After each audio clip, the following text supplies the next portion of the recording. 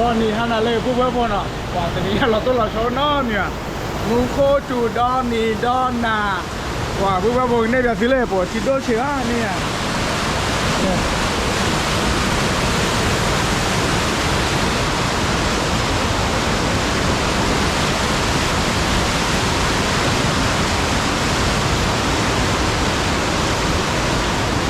ว่าที่ชอบที่เล่ผู้เพื่อนพ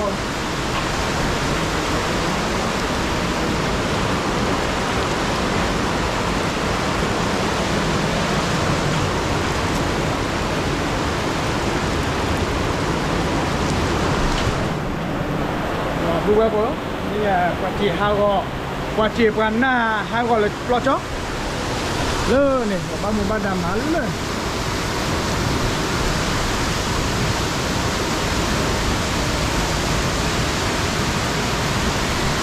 ว่าผู้ว่าพลตลอดหรือว่าเปที่บอมเนาะเปที่บอก็ว่าได้เลยฮาก็เลยปลอดจ๊อกมาอีว่ะ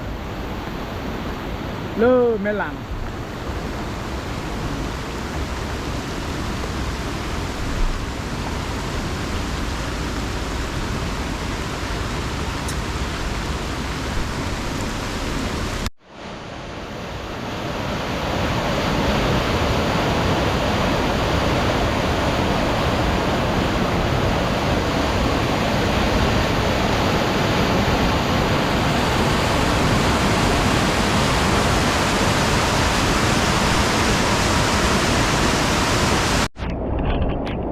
ผู้ว่าบอกเลยฮะพ่ออยู่ที่เลือกพันหลังตัวนะมาตั้งเลยเดี๋ยวตาเอลหรอเนี่ยไปเลย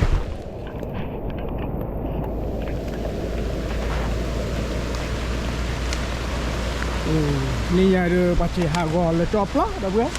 ตาทอดตีเลยเนี่ยผู้ว่าบอก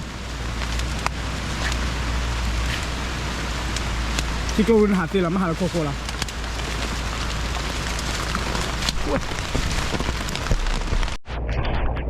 ว่าบางหมู่บ้านนำมาอะไรเนี่ย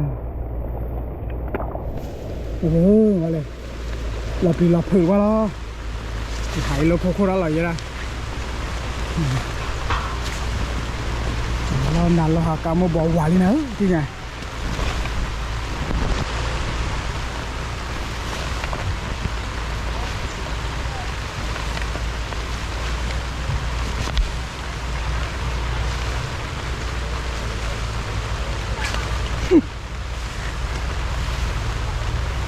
เลยพวกเราลาปลีเลย